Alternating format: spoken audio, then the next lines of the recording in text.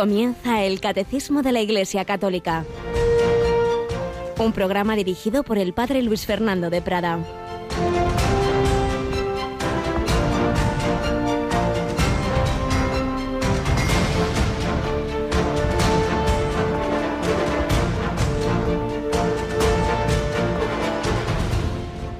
De dentro del corazón del hombre salen los pensamientos perversos, las fornicaciones, robos, homicidios, adulterios, codicias, malicias, fraudes, desenfreno, envidia, difamación, orgullo, frivolidad. Todas esas maldades salen de dentro y hacen al hombre impuro.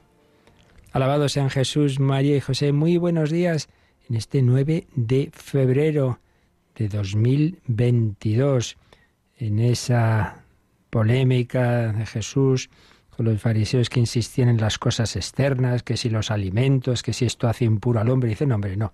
Lo que hace impuro no es lo que comemos. Lo que hace impuro es lo que sale del corazón cuando el corazón está torcido, cuando está en pecado. Bueno, y todos nosotros somos concebidos en una situación de un corazón retorcido, digámoslo así, centrado en sí mismo, egocéntrico, soberbio. Y luego, pues, todos esos pecados capitales, cada uno tenemos más o menos un punto o varios débiles, pues uno será más la ira, otro será más la pereza, o será más la lujuria, o será más la avaricia. Y el Señor, que ve el corazón de cada hombre, pues lo ve. Lo importante es eso, lo que hay en el corazón. Y eso es lo que puede hacernos impuros, no lo que comemos. Es de dentro, de donde sale todas esas maldades. Podríamos decir, bien entendida la expresión, que el cristianismo es religión del corazón. Claro, decir esto hoy día, pues ya sabemos que no nos referimos al sentimentalismo y amoríos que duran 3 días. Evidentemente no estamos hablando de corazón en ese sentido superficial, de emociones superficiales. No, estamos hablando en el sentido de que la palabra corazón tiene en la Biblia, lo más hondo de la personalidad, donde se juntan pensamientos, deseos, afectos, voluntad libre, etcétera, etcétera. Ahí, eso es lo importante. El cristianismo es religión del corazón, porque de nada sirve un mero comportamiento externo muy correcto si el corazón, si eso no sale del corazón. Yo voy a misa y estoy ahí de cuerpo presente pensando en no sé qué, saludo a uno muy amablemente, hola, ¿qué tal está usted? Por dentro diciendo más tonto que... Pues eso no sirve de nada. Y ya lo dice Jesús, que no basta no matar, que puedes matar en el corazón. No basta no adulterar, puedes adulterar en el corazón. No basta no robar, puedes estar, si pudiera, con un corazón avaricioso. Por eso no podemos salvarnos a nosotros mismos, porque bueno, el comportamiento más o menos, haces una terapia conductista, refuerza no sé qué, no sé cuántos, y se puede conseguir como amestrar un animal. Cambiar el corazón. Solo el Espíritu Santo, solo Jesucristo. Él es el médico que sana los corazones afligidos. Ven, Señor Jesús, transfórmanos, haz nuestro corazón semejante al tuyo, como lo fue haciendo la Virgen María con Bernardé de Lourdes. Estamos ya a 2 días de Nuestra Señora de Lourdes. Yolanda, buenos días. Muy buenos días, Padre.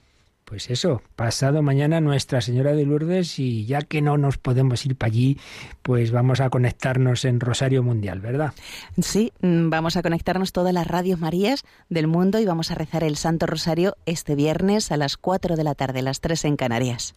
Como ayer nos recordaba nuestro querido diácono permanente Gerardo, pues es la Jornada Mundial del Enfermo, instituida hace 30 años por San Juan Pablo II, que bien supo en toda su vida, sobre todo al final, lo que es la enfermedad.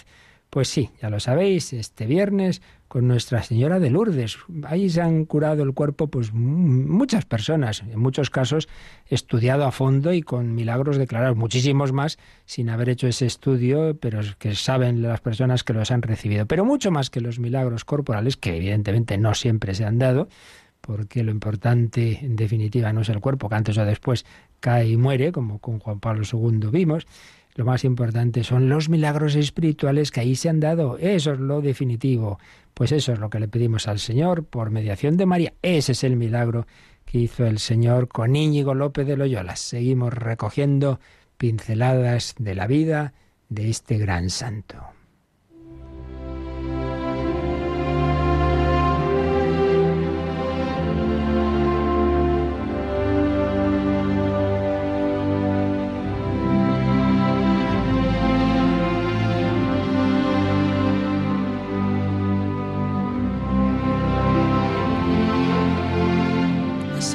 Ignacio de Loyola. Le dejábamos ayer en esa crisis profunda. Todo había ido muy bien en esos años de Arévalo, demasiado bien, con esa buena educación que allí recibía en ese lugar tan importante que venía a ser casi una segunda corte, donde había estado Isabel la Católica, donde había ido Fernando el Católico con frecuencia, donde era tan importante esa familia que le acogió como a un hijo más, Juan Velázquez de Cuéllar. Pero Íñigo, por un lado, pues con esas tendencias suyas, había hecho más de una travesura, entre comillas, bastante gorda, como la que le llevó a aquel proceso que no se sabe exactamente qué hizo con su hermano Pedro, allí en su tierra. Pero luego, pues sobre todo, cuando él vio cómo pasa la gloria del mundo, cómo quien había sido tan importante en tiempos de Fernando el Católico cae en desgracia, cuando llega Carlos I de España y V de Alemania, que decimos, cuando pues su pobre protector Juan Velázquez de Cuéllar cae en desgracia, había muerto su hijo mayor, y él pues al final se queda sin nada, pierde esa mansión que es verdad que no era propiedad, pero bueno, que ya se le vivía en ella con su familia, y se la dan a la reina viuda Germana de Foix. Como es Juan Velázquez de Cuéllar, pues muere tristemente con una depresión, arruinado, desanimado, y él se queda pues también en la calle. ¿Y ahora qué va a ser de mí? Bueno, pues vamos a situar primero históricamente un poquito el siguiente paso. Como decíamos, la mujer de Juan Velázquez de Cuéllar, María Velasco, que estimaba mucho a San Ignacio, pues con lo que le quedaba le regaló 2 caballos y una cantidad de dinero y una carta de recomendación para el virrey de Navarra. Y es que don Antonio Manrique de Lara era virrey de Navarra desde 1516. Claro, aquí hay que tener presente, como recordaréis, que en España, con los reyes católicos, se fueron unificando los reinos que en la Reconquista habían estado separados. Y el último que había unido a la corona de Castilla, Fernando el Católico, era precisamente Navarra. Como eso era cosa muy reciente y no estaba todo el mundo de acuerdo, ni mucho menos, era una situación todavía muy tensa, muy delicada, porque además Francia estaba al acecho. Y Francia pues decía que no, que Navarra pues quería tenerla junto a sí, y no que se fuera con Castilla, y mucho menos con quien se veía como un gran adversario, que era quien llegaba a reinar en España, Carlos de Habsburgo. Y entonces, pues, este que estaba como virrey de Navarra, recibe a Íñigo como gentilhombre a su servicio. Ya decíamos que propiamente Íñigo nunca fue un militar de profesión, pero evidentemente sabía usar y muy bien las armas, y ya decíamos que era un hombre muy vanidoso, pendenciero. Ya contaremos alguna anécdota al respecto. Gentilhombre al servicio del virrey de Navarra, lo que se llamaba un familiar, entre comillas, que le acompañaba, que cumplía sus encargos y que, si no había más remedio, sacaba las armas y participaba en expediciones militares, como enseguida veremos qué hizo. San Ignacio se iba procurando de nuevo un brillante porvenir en el mundo, lo cual en aquella sociedad implicaba esa experiencia de las armas. Seguramente Íñigo acompañó al virrey en un momento importante en la historia de España, cuando acudió a las Cortes de Valladolid. Por cierto, no nos olvidemos, cuando alguno se cree que eso de las Cortes y es una cosa moderna, no, eso de las Cortes nace en la Edad Media, y concretamente España es de los sitios, si no creo, me parece que el primerísimo o casi de toda Europa, donde se hacen esas reuniones del pueblo. Bueno, pues va a las Cortes de Valladolid en febrero de 1518 para la ceremonia de reconocimiento oficial de Carlos I como rey de Castilla. Ahí se encuentra con su hermano, Martín García, que era el señor de Loyola que había sucedido a su padre. Bueno, pero es el momento en que en España hay muchas agitaciones. Llega, como digo, Carlos, pues de países de Europa que no conoce bien ni mal España ni el español, y viene acompañado de extranjeros y eso no cae bien nunca, ¿verdad? Y bueno, se van juntando una serie de factores que aquí no vamos a detallar. El caso es que hay distintas agitaciones que perturbaron las villas y ciudades de Castilla. Y en esos momentos, siempre a río revuelto, ganancia de pescadores. La ciudad de Nájera se levanta contra el virrey, que era duque de Nájera precisamente. Entonces se presenta ahí el ejército del virrey con una expedición que sometió a los ciudadanos rebeldes en septiembre de 1520, bastante a lo bruto. Pero aquí ya veíamos un detalle de esa nobleza de ánimo de Íñigo, dentro de que vivía pues todavía una vida no cristiana, separado de Dios, pero tenía esos detalles, y es que pues en esa expedición, como por desgracia ocurría con frecuencia, cuando se pensaba que había habido una rebelión injusta y se ha vencido, pues venía el saqueo, un saqueo al uso militar. Íñigo no quiso tomar parte en ese saqueo, no le parecía bien. También hubo jaleo en su tierra por otros motivos. En las villas de Guipúzcoa, en 1521, había habido revueltas. Bueno, pero allí el duque de Nájera vio que ahí no era cuestión de ir con el ejército y envió a varias personas, entre ellas a Íñigo, para hacer, digamos, labores diplomáticas, para pacificar la situación, y lo consiguieron. Por eso uno de los primeros jesuitas que nos transmite noticias, un esbozo de lo que casi sería una biografía de San Ignacio, Polanco, el padre Polanco, dice que en este asunto San Ignacio, Íñigo, dio muestras de ser ingenioso y prudente en las cosas del mundo y de saber tratar los ánimos de los hombres, especialmente en saber acordar diferencias o discordias.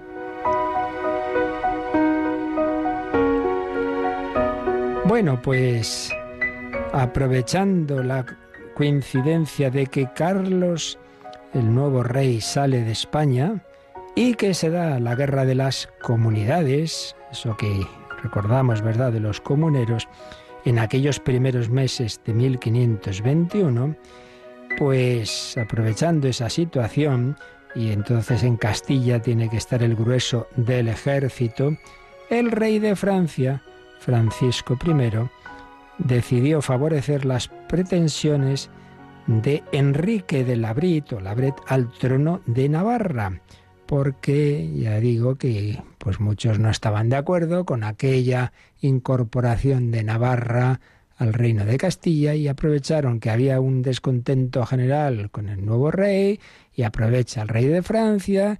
Y bueno, como vemos, nada nuevo bajo el sol. Esas diversas tensiones de comunidades, pues la cosa viene de bastante lejos.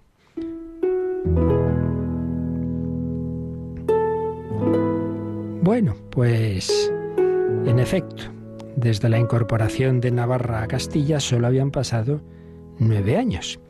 Y había una división entre los navarros. Unos estaban de acuerdo con esa incorporación y otros no. Quizá todavía la mayoría no, porque era algo, ya digo, bastante reciente.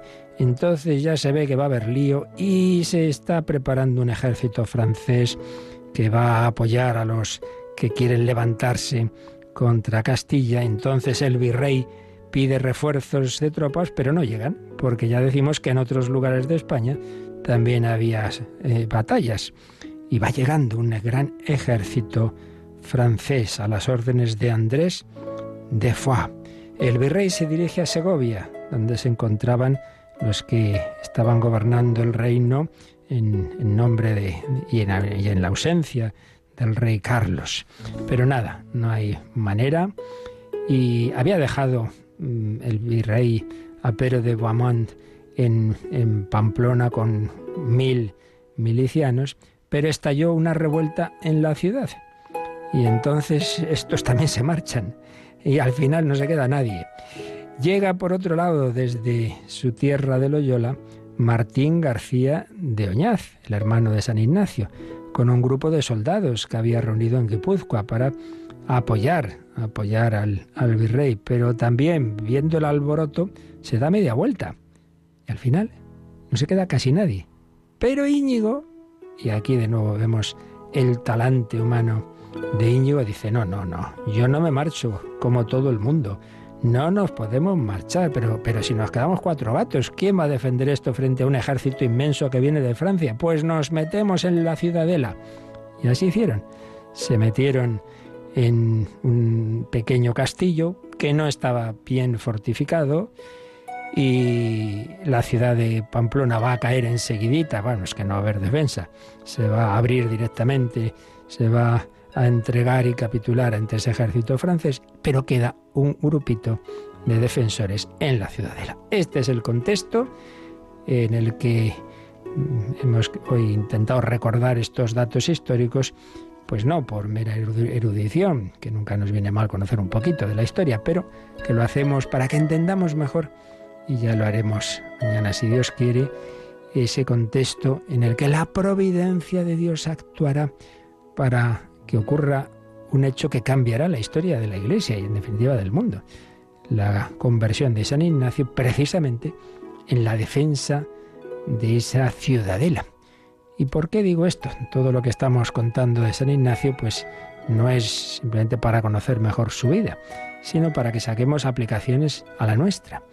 Y aquí la aplicación es esa, que tantas circunstancias que ocurren en España, en el mundo, que nos parece esto se le ha ido de las manos a Dios. No, a Dios no se le va nada de las manos.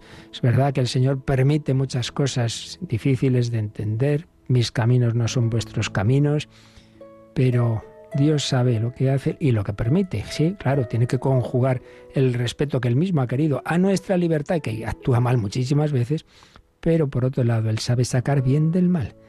Entonces no nos pongamos nerviosos. Dios sabe más. También en la historia de Israel hubo momentos terribles, durísimos, exterminio casi en muchas ocasiones, el destierro de Babilonia, dominados por griegos, por romanos. Bueno, pues en ese contexto se fue realizando la historia de la salvación. También la historia de la conversión de Íñigo y todo lo que implicó. Pero la Iglesia se iba a dar en ese contexto revuelto, en ese contexto complicado, y también en el nuestro, no lo dudemos. El Señor actúa, el Señor siempre sacará bien de todo. Sagrado Corazón de Jesús, en vos confiamos.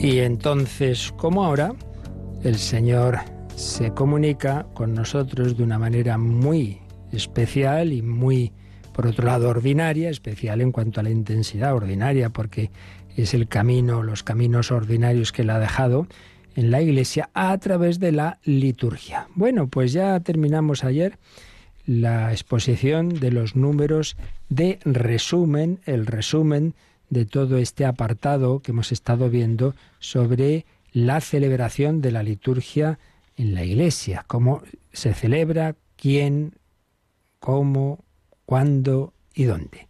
Todo eso que hemos ido viendo semanas anteriores, pues nos lo ha presentado resumido el Catecismo en estos números del 1187 al 1199 que hemos visto aquí los últimos días. Y solo queda un pequeño artículo breve y que vamos a ver más rápido que otros anteriores porque es de menos importancia, digamos, para nuestra vida espiritual, pero bueno, que es conveniente que tengamos nociones también claras. Solo queda un pequeño articulito, digo, de esta primera sección de la segunda parte del Catecismo. Recordemos que estamos en esa segunda parte relativa a la liturgia y todas las 4 partes del Catecismo tienen 2 secciones. Una primera como de fundamentos o principios y una segunda en que ya va detallando, en este caso de la liturgia, los sacramentos, los 7 sacramentos. Eso es lo que más nos va a interesar y a eso iremos pronto. Pero todavía en esta sección de fundamentos, en esta primera sección, queda un articulito que se titula Diversidad litúrgica y unidad del misterio, y que a su vez tiene 2 apartados. Tradiciones litúrgicas y catolicidad de la Iglesia, y el segundo es liturgia y culturas. ¿Cuál es el trasfondo de este artículo? Bueno, pues que todo lo que hemos ido viendo sobre las características fundamentales de la liturgia, de qué es la liturgia, de su columna vertebral que son los sacramentos, de cómo se celebra, todo eso en lo esencial es común en toda la historia de la Iglesia y en todos los lugares en que está presente. Sí, en lo esencial, pero siempre el mensaje cristiano sigue la dinámica de la encarnación. El cristianismo viene de Cristo. ¿Cristo quién es? El Hijo eterno de Dios, Dios de Dios, luz de luz, pero hecho hombre en unas circunstancias concretas, en unas coordenadas y no en otras. Él se hizo hombre en una determinada época, no en la nuestra, ni en el siglo XVI. Y se hace hombre en una determinada cultura, con una determinada lengua, con un contexto histórico, se hace varón y no mujer, en fin, todas estas características concretas de un ser humano. Y entonces ahí es donde se encarna. Pero luego el cristianismo tiene que llegar a otras culturas, a otras épocas, a todo el mundo. Y entonces esa dinámica de la encarnación se realiza a través de la Iglesia. Jesucristo tuvo que escoger, el Hijo de Dios tuvo que escoger una determinada época y no otra. Pero a través de su cuerpo místico, de la Iglesia, es donde va a llegar a todas las demás épocas y a todas las demás culturas y a las demás lenguas, a todos y cada uno, a través de la Iglesia. Pero ¿qué ocurre? Que ese mensaje que Él nos ha dado, entonces ese mensaje es único y esos sacramentos son los mismos para todos y esa oración que nos ha enseñado el Padre Nuestro, pues es para todos, sí, pero eso hay que irlo enseñando, traduciéndolo, no solo traduciendo a las distintas lenguas, sino pues en los ámbitos culturales tan distintos en los que se ha ido extendiendo el cristianismo. Y aquí hay un tema de fondo muy, muy interesante. Alguna vez hemos dicho algo, pero la verdad es que vale la pena recordarlo. Y es cómo se conjuga en la revelación cristiana unidad y diversidad. Esto es un tema fundamental en la teología, en la espiritualidad y podríamos decir que no solo en el ámbito eclesial, sino fuera. En la política, por ejemplo, es muy importante. Cómo en una nación se conjuga unidad y diversidad. Si no hay unidad, pues aquí no hay nación. Si no hay algo que nos une a todos, si no hay algo común, si no hay un ideal común, si no hay una cierta identidad patriótica, si no hay un concepto, una idea, y claro, pues que al final ¿qué pasa? Por lo que está pasando en algún sitio que no quiero recordar, y es que se pierde esa identidad nacional. Decía Chesterton, las naciones si desaparecen no es porque alguien las oprima, sino porque se suicidan, y es así, por desgracia. Entonces hace falta, hay una nación, hay una identidad cuando hay una unidad en torno a algunos valores comunes importantes. Si lo único que nos une es apoyar a un equipo de fútbol, a la selección nacional, pues en fin, no es que sea fundamento demasiado profundo, ¿verdad? Pero a la vez esa unidad debe conjugarse con la diversidad, porque es que si no, acabamos en los totalitarismos, todos, pues como vemos en algunas naciones de Oriente, ¿no? Todos vestidos igual, todos diciendo lo mismo. Aquí en el que se mueve no sale en la foto o sale en la foto de la cárcel nada más, ¿no? Claro, entonces unidad y diversidad, no es nada fácil el tema.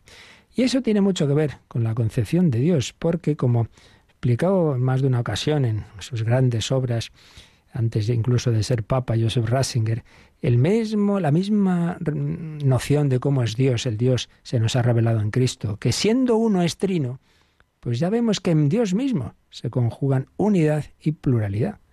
Dios es uno, claro que sí. Amarás al Señor tu Dios con todo tu corazón, unidad. Pero Dios es Padre, Hijo y Espíritu Santo. En esa unidad no es la unidad del átomo, no es la indivisibilidad de la partícula más pequeña, no. La unidad de Dios es unidad en el amor y en el diálogo, y por tanto es una unidad que no es uniformidad. El Padre no es el Hijo. El Padre y el Hijo no son el Espíritu Santo, pero son un solo Dios. Bueno, pues esa unidad y diversidad que se da en Dios, que es infinito, luego va afectando a todos los elementos que nos encontramos en la revelación. En primer lugar, ¿dónde se nos relata cómo fue la vida de Cristo y su enseñanza. Los evangelios. ¿Los evangelios nos hablan del mismo Cristo? Sí. ¿Lo hacen de la misma forma? No. Cada evangelista tiene sus acentos, uno se fija más en tal aspecto de Jesús, otro en otro, uno escribe más para los judíos, otro más para los paganos. Claro, cada uno pone su acento, hay muchas cosas comunes, sobre todo entre los tres primeros evangelistas, por supuesto, en el fondo todos coinciden, pero qué distinto San Juan a San Marcos, es evidente, no solo en el lenguaje, cada uno tiene el suyo, uno tiene un griego más pobre, otro, Lucas tiene un griego más elegante y Juan pues bastante pobre, y sin embargo Juan tiene una profundidad teológica tremenda, también es el último que escribe, en fin, que nos encontramos ya en la misma escritura, en el mismo Nuevo Testamento, nos encontramos que todos nos hablan, nos transmiten la misma doctrina, pero con distintos acentos. Y eso lo vamos a ver luego en las escuelas teológicas, que van a darse a lo largo de la historia. Es famoso, pues, en Oriente, donde nace el cristianismo, hay dos grandes escuelas, donde las grandes controversias teológicas sobre la Trinidad y sobre Jesucristo, Alejandría y Antioquía. En Alejandría se va a acentuar la divinidad de Cristo y se va a rechazar esas herejías que no admiten esa plena divinidad. En Antioquía, que evidentemente también se cree lo mismo que en Alejandría, pero se va a insistir, sí, pero es hombre, también Jesucristo, y no podemos caer en el monofisismo, en como si la naturaleza humana quedara absorbida en la divina. Bueno, pues cada escuela con sus acentos, hasta ahí muy bien, son complementarias, claro, luego cada una tiene el peligro de, acentuando demasiado lo suyo, se cae en la herejía. En el caso de Alejandría se cae en el monofisismo, como si la naturaleza humana de Cristo hubiera quedado absorbida en la divina. En el caso de Antioquía se cae en el nestorianismo, separar tanto lo divino y lo humano, que parece que Jesús es una persona humana en la que habita especialmente Dios. Una herejía, por cierto, muy actual hoy día, porque nada hay nuevo bajo el sol. Bueno, pues esto que digo, en la fe ocurre también en la liturgia. La liturgia, lo esencial es común. Pues claro, son los sacramentos que nos ha dejado el Señor, el bautismo, la confirmación, la Eucaristía, etcétera, etcétera. La celebración de la misa, uno ve los documentos que quedan antiquísimos y uno dice, hombre, pues sí, cuántas cosas parecidísimas, sí. Pero luego, como eso sin cultura y en los estilos de cada pueblo, pues lo esencial común es distinto, como se celebra en Oriente, como se celebra en África, como se celebra en Roma, como se celebra en las Galias, como se celebra en España, el rito hispano-mozárabe, etc. Este es el tema. Entonces no tiene que extrañarnos que lo que aquí vamos a ver ahora a propósito de la liturgia, ya digo que es algo que está en la entraña del cristianismo, que Dios nuestro Señor es, que Él en sí mismo es uno y trino, y Jesucristo es una única persona, una persona divina, la segunda de la Trinidad, pero con dos naturalezas, uno y dos. Una persona, dos naturalezas, la divina y la humana. Pues esa unidad y diversidad se da también en la Escritura, se da en el dogma. Lo esencial es común, está resumido en el credo, y para eso, gracias a Dios, el Señor nos ha dejado el magisterio de la Iglesia cuando dudamos. Pero a ver, ¿esto entra en lo opinable, en los acentos, en las distintas escuelas, o esto ya es separarnos de la fe? Bueno, pues para eso está el magisterio de la Iglesia, para eso están los dogmas, para eso está el credo, para eso está el catecismo. Y pues eso también en la liturgia hay distintos ritos. Pues es de lo que nos va a hablar este apartado. No vamos a entrar a fondo porque a fondo sería conocer todos los ritos que ha habido en la historia, y eso ya lo dejamos para especialistas y para programas que tenemos en Radio María de liturgia. Aquí vamos a lo que nos interesa más a todos, tener una cierta idea de esto, y es lo que nos va a ofrecer el catecismo en estos números, desde el 1200, del 1200 al 1206. ¿Veis? Son pocos números y luego 3 numeritos de resumen.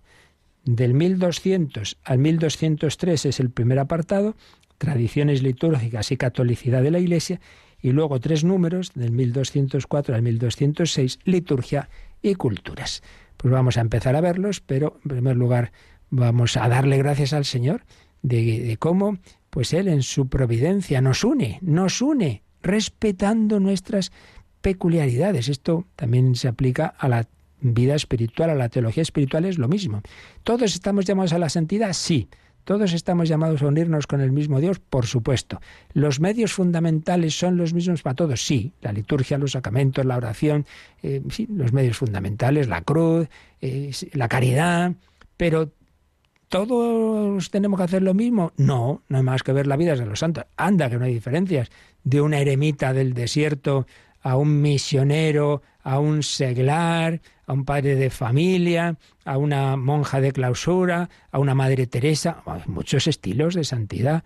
Un solo Señor, una sola fe, pero distintos carismas. Eso es lo bonito, porque Dios sabe unirnos en el amor y nos sentimos muy unidos por el Espíritu Santo. Pero el Espíritu Santo sabe unirnos sin quitar lo propio de cada uno con sus cadaunadas. Lo que quita, y debemos dejarnos quitar, es el pecado. Eso sí, la soberbia y el egoísmo, y aquí estoy yo. Pero luego, cada uno da sus dones, incluso en el mismo carisma carmelitano. Por ejemplo, San Juan de la Cruz, Santa Teresa, los dos vienen a decir lo mismo, pero ¿de qué manera tan distinta y con qué estilos tan distintos? Pues sí, el carácter de Santa Teresa, tan simpático, no es el de Juan de la Cruz, más serio, bueno, pues muy bien. Así que mucha confianza en que, como tú eres y con tus características, el Espíritu Santo también a ti te quiere hacer santo, en unidad con los demás, pero respetando de cada uno de nosotros esos talentos distintos, porque uno da un talento, otro da otro. Esto es así, no estamos metidos en un campo de concentración, todos lo mismo, no señor, sino en un gran jardín donde hay florecitas de todos los colores, grandes árboles, y lo importante es que cada uno, pues con lo que Dios le ha dado, le glorifique al Señor, un solo Señor. Un solo Señor.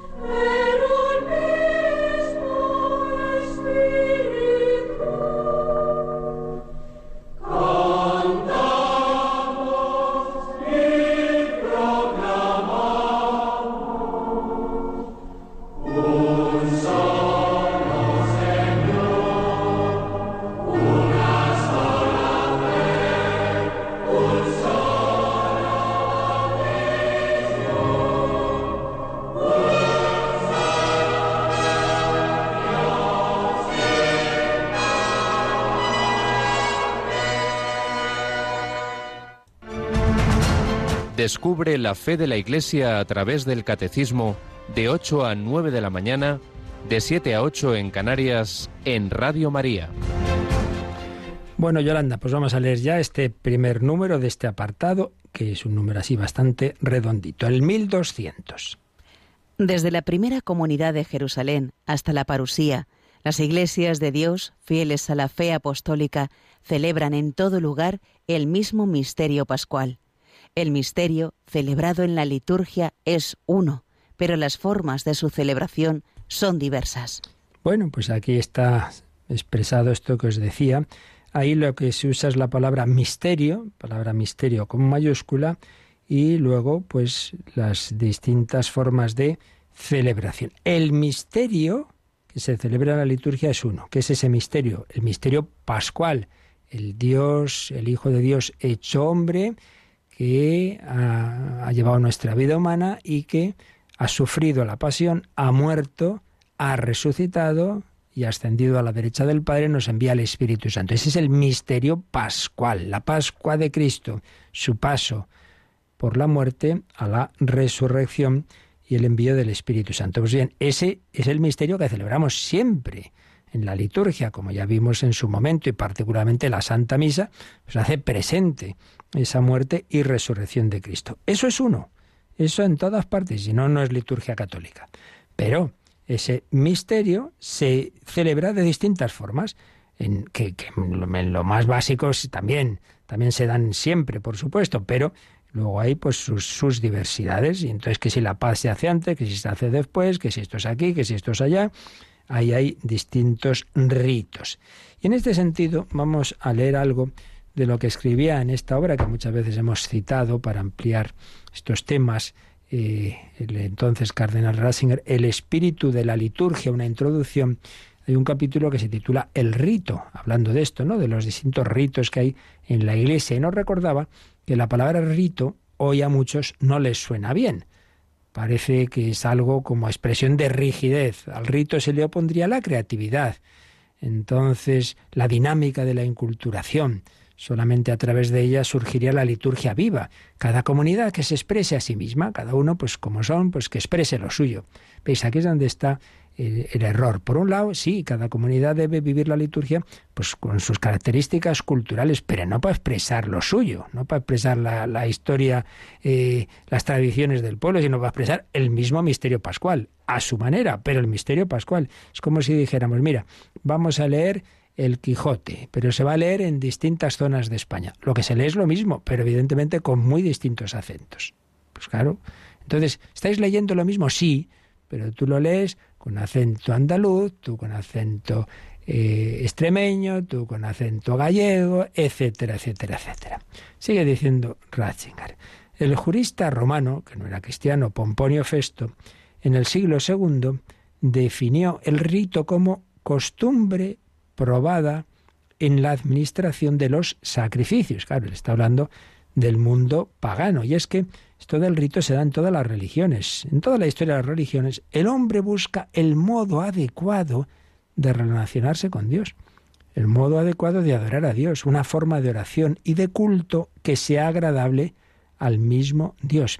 Y es curioso, señala Joseph Ratzinger con su enciclopédica cultura, que la palabra ortodoxia originariamente no significaba la recta doctrina, sino que inicialmente más bien se refería a esto, al modo adecuado de glorificar a Dios, la recta forma de adoración, con lo cual, en realidad, ortodoxia, que también está implícita la sana y verdadera doctrina, pero es también ortopraxis, por tanto no hay que contraponer nunca la doctrina en lo que hacemos, no hay que contraponer la fe, el dogma y la liturgia, porque todo está unido, porque aquí lo importante es la manera adecuada de relacionarse con Dios, un Dios al que conocemos, se nos ha revelado y tenemos esa doctrina que nos explica quién es Dios, pero también se nos explica cómo relacionarnos con Él.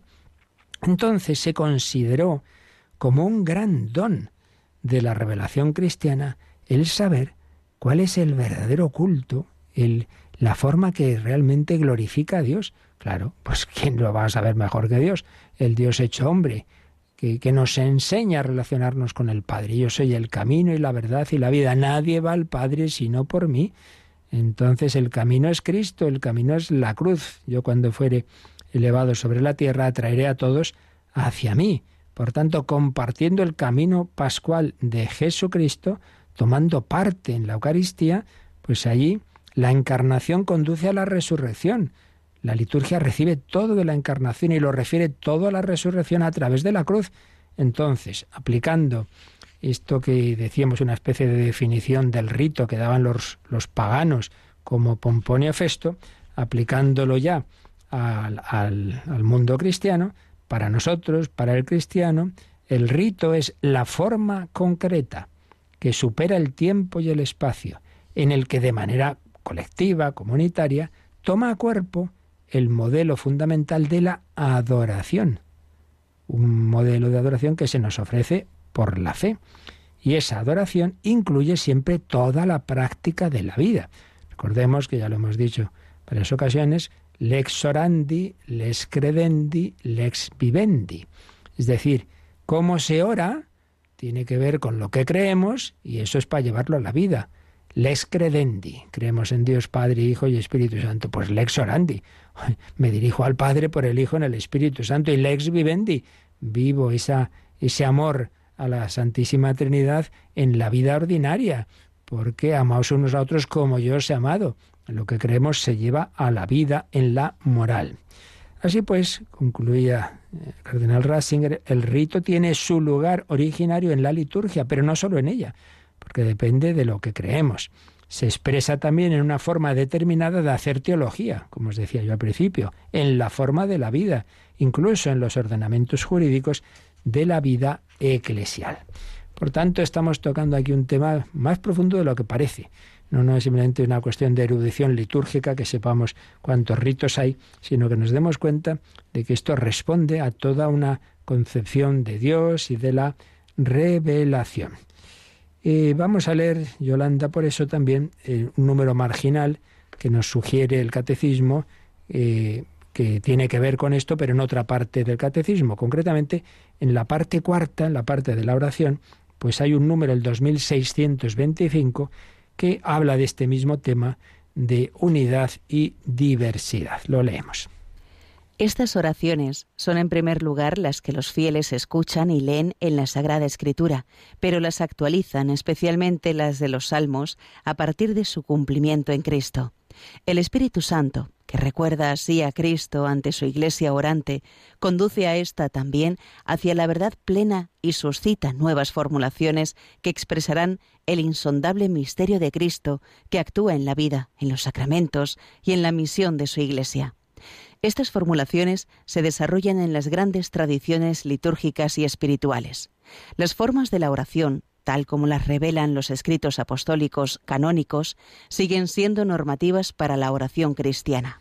Bueno, pues aquí se viene a aplicar a la oración, ya digo que esto es un número de la parte cuarta del catecismo, lo que estamos diciendo de la doctrina dogmática, lo que estamos diciendo de la liturgia, a saber que hay unas orientaciones fundamentales de la oración, que esas son permanentes y comunes a todo cristiano, que tenemos en los escritos inspirados, que no solo es el Padre Nuestro, sino tantas expresiones de oración que aparecen del propio Jesús y luego en el Nuevo Testamento, anda que no nos dice cosas San Pablo, de la oración. Nosotros no sabemos orar como conviene, el Espíritu Santo viene en nuestra ayuda, formas de oración, la bendición, la adoración, la alabanza, la acción de gracias, la petición, el arrepentimiento, etcétera, etcétera. Todo eso siempre tiene que estar presente en la vida cristiana, en la oración cristiana, pero con distintas formulaciones.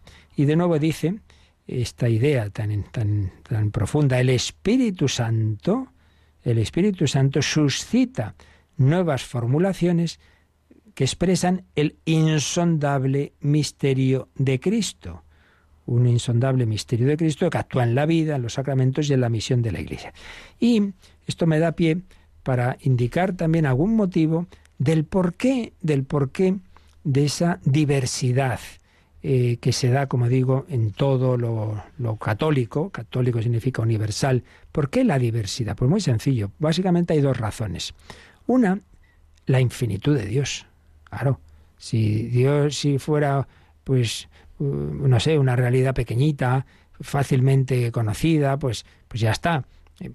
Hay poco que, pues es esto es lo que hay. Pero oiga, es que la infinitud de Dios y es imposible nunca llegarle por nosotros a conocerle plenamente, es imposible.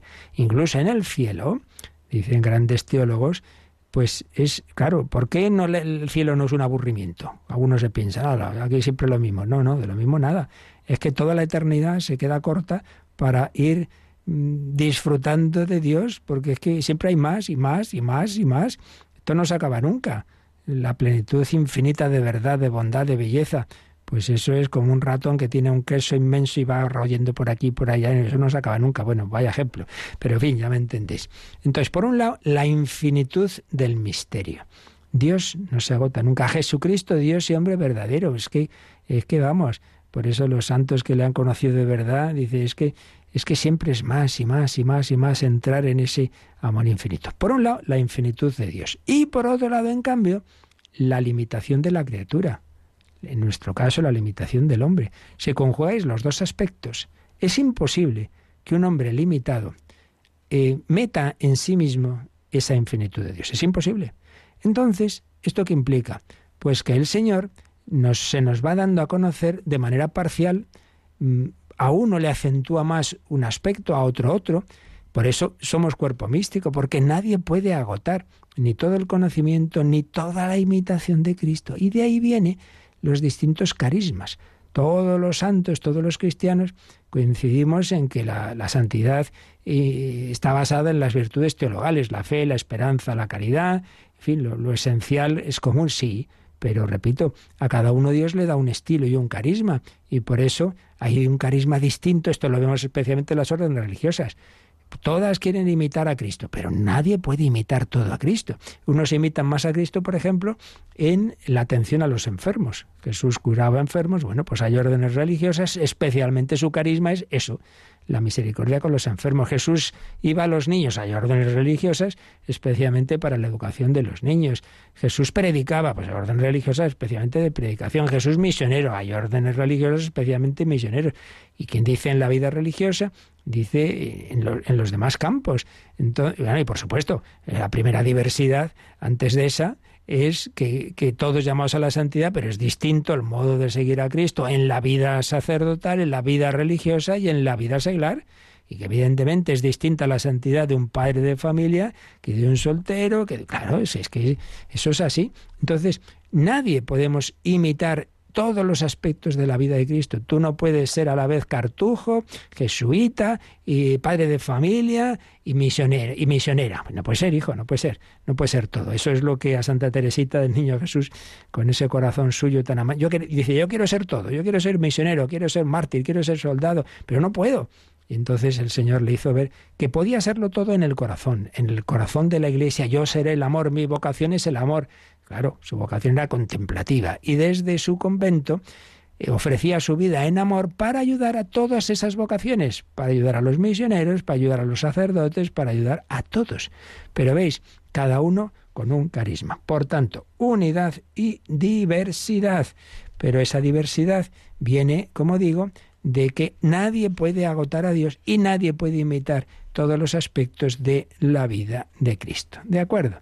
Bueno, pues esto, que ya digo, es fundamental para todas las dimensiones de la vida cristiana, es lo que aquí estamos empezando a ver un poco a propósito de la liturgia.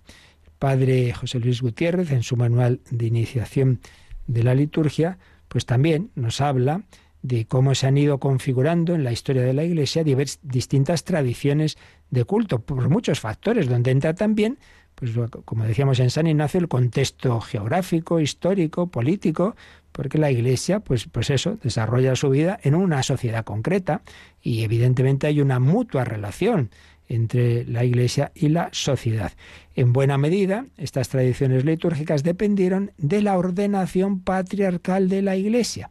Concretamente, en los primeros siglos, resume así las grandes familias litúrgicas, este estudioso, hablando del área de influencia de las grandes ciudades y concretamente patriarcados. Los patriarcados que hubo en el ámbito del Imperio Romano: Antioquía, Alejandría y Roma, sedes de origen apostólico, y luego Constantinopla y Jerusalén, sedes de origen conciliar. Entonces, en torno a estas 5 grandes ciudades, Antioquía, Alejandría, Roma, Constantinopla y Jerusalén, pues se van a desarrollar unas escuelas, digamos, teológicas y ritos litúrgicos. Esto en cuanto a patriarcados. Y luego, en el ámbito más oriental, los catolicados fuera de los confines de la cultura grecorromana, y ahí están Seleucia, Ctesifonte, que sería Mesopotamia, Georgia y Armenia. Bueno, ya digo que no vamos a entrar en muchos detalles técnicos, pero bueno, por lo menos que nos suene un poquito que en el origen de los primeros siglos de la Iglesia se estaban esos centros potentes de vida cristiana que dieron lugar también, pues aparte de distintas escuelas teológicas, a diversos ritos con sus peculiaridades dentro de la unidad del misterio. Pues este es el tema que, como veis, pues lo podemos luego aplicar a muchos otros aspectos en nuestra vida, porque siempre al final es esta misma dinámica. Lo esencial es común, pero el Señor respeta y quiere y valora no solo la diversidad individual de cada uno de nosotros, nadie tiene un camino exacto al del otro. Esto es muy importante también para la dirección espiritual. No se puede llevar a todo el mundo por el mismo camino, de ninguna manera. Sería un gravísimo error. Esto lo han dicho todos los grandes maestros de vida espiritual. No, cada uno hay que ver, pues eso, por dónde le lleva Dios a cada uno a su ritmo, cada uno a su forma, a nivel individual, pero también a nivel comunitario. Pues el Señor, pues eso va suscitando en épocas y en distintas culturas distintas formas. Entonces no hay que ponerse nervioso. ¡Ay, que estos lo hacen de otra forma! Pues sí, lo hacen de otra forma, pero no te preocupes, que esto es tan católico como lo tuyo. No, en eso no hay mayor problema. Siempre que de verdad sea católico, es decir, que todo esté inspirado en la misma fe, que a fin de cuentas para eso tenemos el catecismo, para saber qué es lo común para todos y qué es aquello que ya entra en la diversidad. Bueno, pues lo dejamos aquí. Y teníamos alguna preguntilla pendiente en el correo y todavía, si rápidamente queréis hacer alguna otra, os recuerdan cómo se pueden enviar. Participa en el programa con tus preguntas y dudas. Llama al 91005-9419. 91005-9419. Puedes escribir un mail a catecismo@radiomaria.es o escribirnos un mensaje al teléfono de WhatsApp 668 594 383. 668 594 383.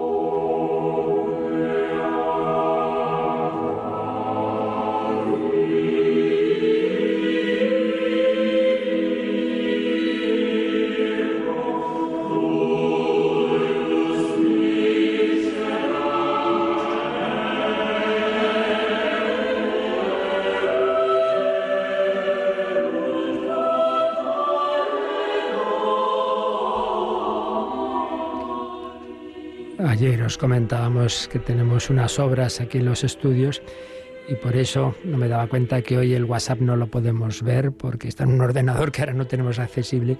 Si mandáis algún mensaje, en cambio sí podemos verlo en el correo catecismo@radiomaria.es.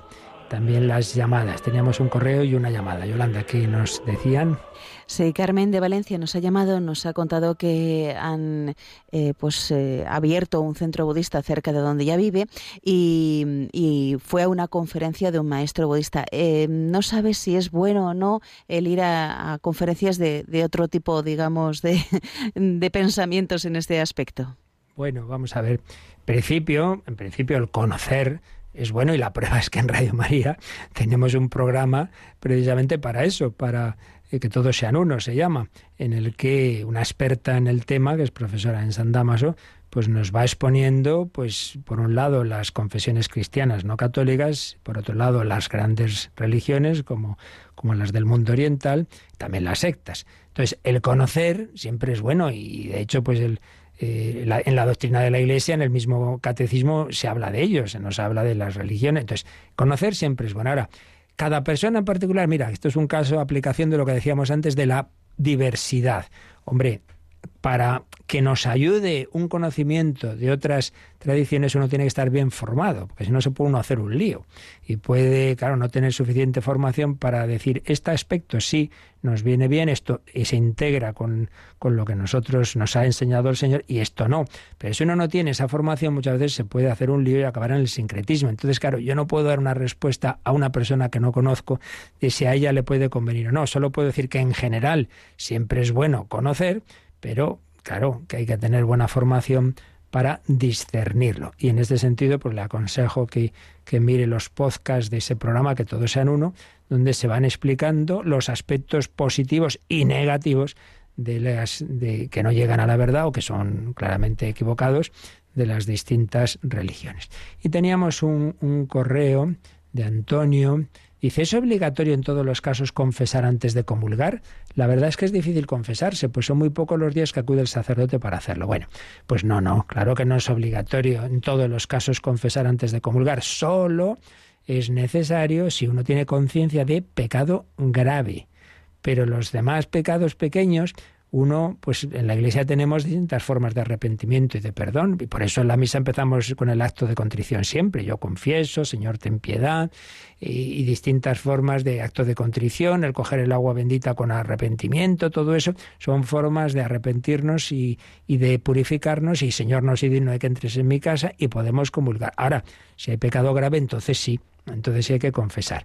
Y luego yo le diría, pues hombre, que se lo diga al sacerdote, diga, padre, necesito confesar, ¿cuándo puedo? Y tal, que en eso no os cortéis. Y si por desgracia en algún sitio pues está la cosa muy complicada y no hay manera, pues buscar otro sitio. En fin, esto sí que ahí hay tantos factores y tantas cosas que no se llega, y bueno, pero sí que es una cosa muy importante que esa disponibilidad del sacerdote para la confesión. Pues pedimos al Señor su bendición. Y recordad que esta noche tenemos un servidor estará en ese otro programa de diálogo con la cultura, en El hombre de hoy y Dios. Pero ahora que todo este día lo vivamos en unidad, caridad, diversidad y alabanza de la Santísima Trinidad. La bendición de Dios Todopoderoso, Padre, Hijo y Espíritu Santo, descienda sobre vosotros. Alabado sea Jesucristo.